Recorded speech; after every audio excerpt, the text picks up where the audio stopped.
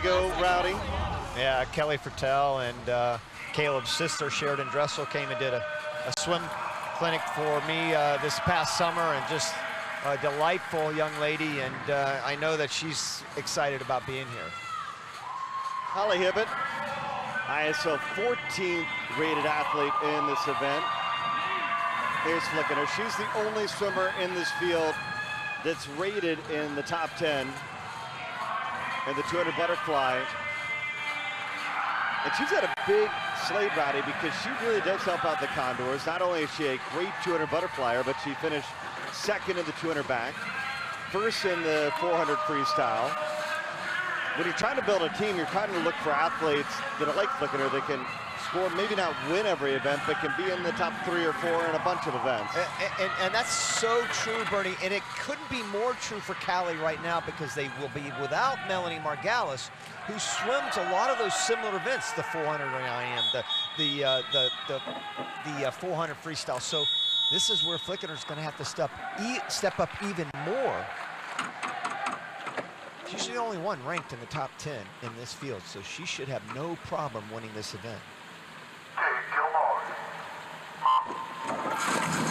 Now it's just kind of fine-tuning things, making sure that you hit the walls, get a feel for having a building feeling. She's never known for her speed going out. Yet again, if you're new to ISL 2020, it's the only event of its kind where you have 12 men, 12 women, all swimming combined. Typically, if you're used to seeing a college or a high school dual meet back in America, it's scored separately. You have a men's champion, a women's champion, not ISL. There's only one MVP at the end of the battle as well. Men and women fighting for that as well. Which I love. I love the fact that this is a combined team. And you know what? When you go to the Olympic Games, it's the men and women combined. You're swimming for your country. The same thing here. You're swimming for your team. There's no men and women here. It's everybody all in together. And there goes Flickinger out in 59.9. When she went 2:04,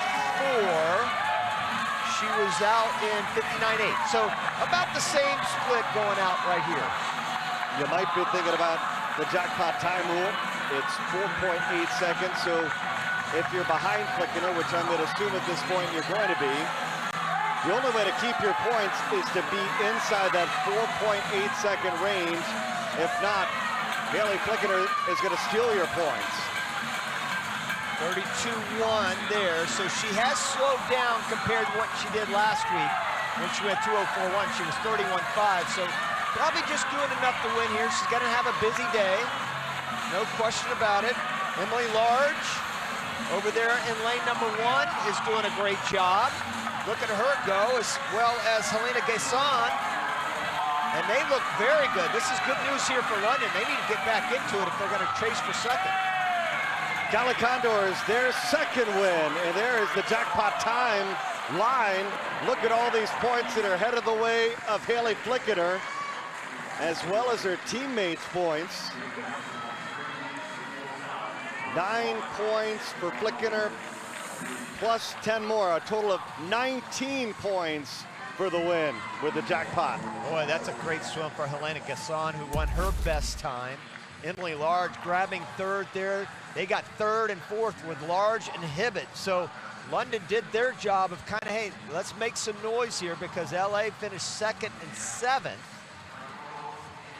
Of course, Cali was first and 8th, but there's Flickinger right there, that beautiful butterfly stroke. You know, you talk about the most important part of the entry is just to be controlled. You don't want to create a lot of splash. It's not about the power, it's about mastering that efficiency. And Flickinger is one of the best in the world to do that. Well, the event started with a 29-point Cali Condor lead. It has now grown to 40 points. Back down to Mark. Hali, another win.